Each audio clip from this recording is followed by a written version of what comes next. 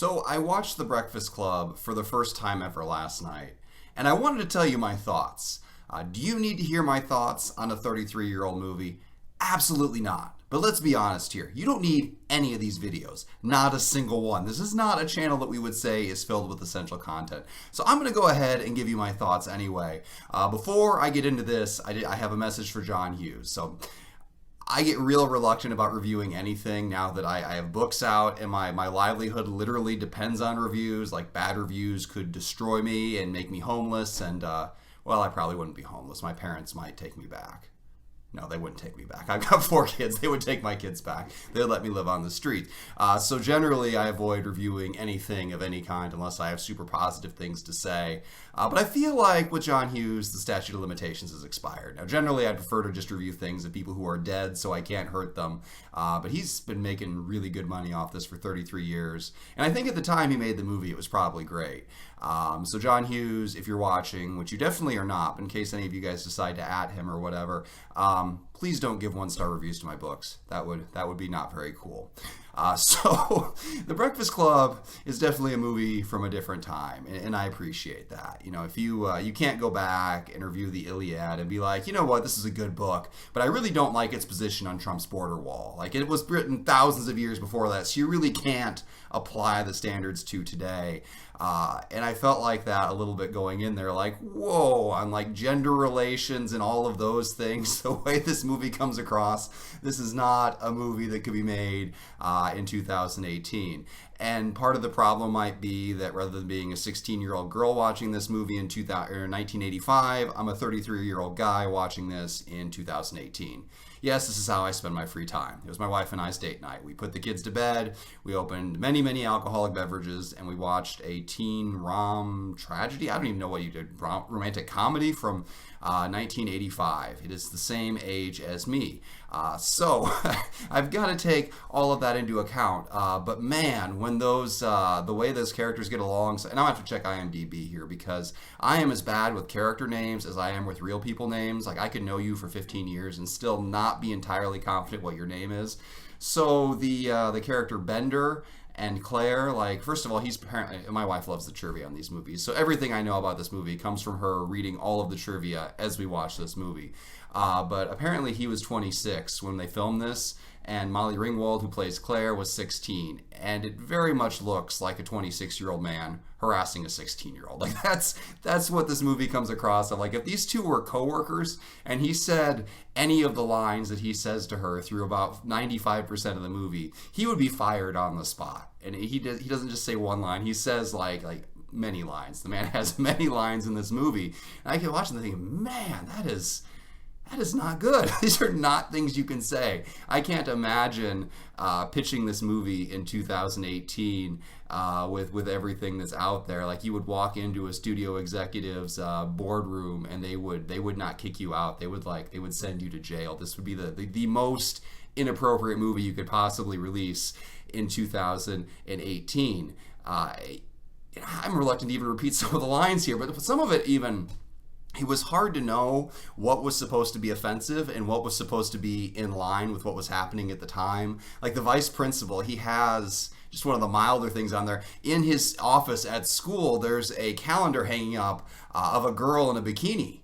And I'm watching this going, is that a joke that this guy is sexist? Or is this just what the principal's office looked like in 1985? I don't know. I was 0 years old that year. I cannot give you a firm answer on that. So I might just be lacking some context. But what I think really bothers me is that this guy is a sexist jerk to her the entire movie, the Bender character. And at the end of it, she hooks up with him. Like, what kind of message is this sending to anyone? Like, you're just gonna go and be a genuinely horrible person, and at the end, they will fall in love. Like, I don't think that's how human interactions work.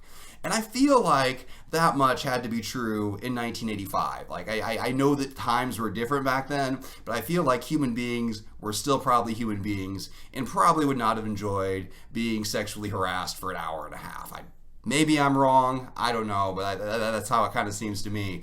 The other crazy thing, a couple other crazy things, I wouldn't have made a video if I couldn't find a couple, but they have Saturday detention, and maybe that was a thing in 1985. I can't imagine it growing up when I did, so I went to school mostly in the 90s into the early 2000s. Man, that was a long time. That is a huge chunk of my life. That is incredibly depressing. Think what else I could have done with that time.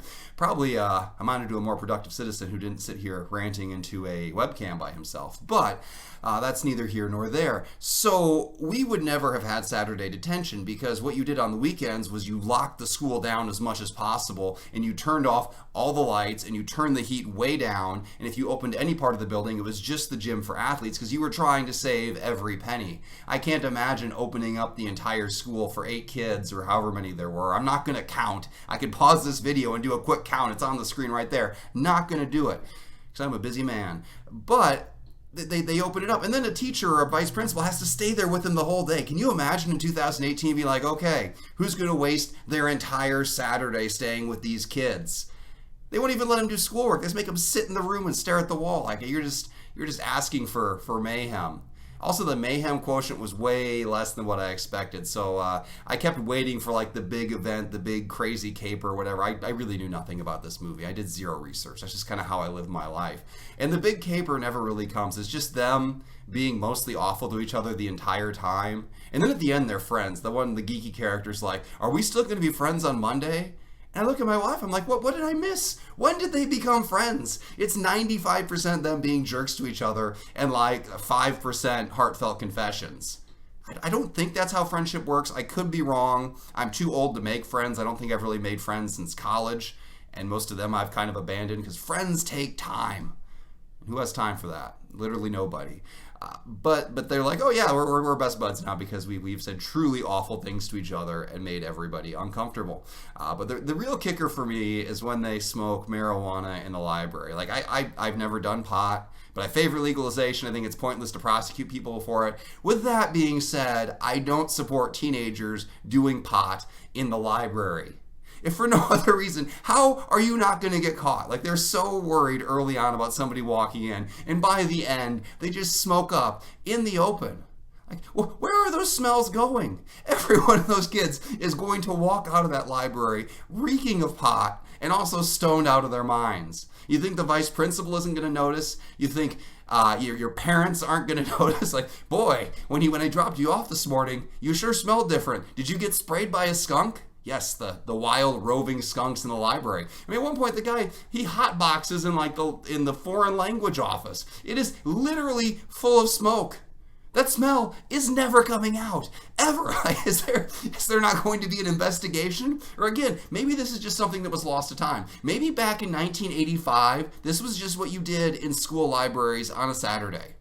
Like maybe that was the common part of this, and the crazy part was the friendship. I don't know. Also, the guy shatters the window. Apparently, John Hughes regrets that part. But again, you're gonna go. Some poor foreign language office worker is gonna go in there, and they're gonna have a shattered window in an office that reeks of pot. And also, at one point, a kid falls through the ceiling. Like all of these things are going to be noticed, and they are just glossed over. Like everything's going to be okay. I feel like none of those things are gonna be okay. I feel like this is a problem. So, again, John Hughes, if you're watching this, I'm sorry. I'm glad you made money off it. You have a great career, and I'm sure this was great in context. Me, watching it out of context, was a little rough.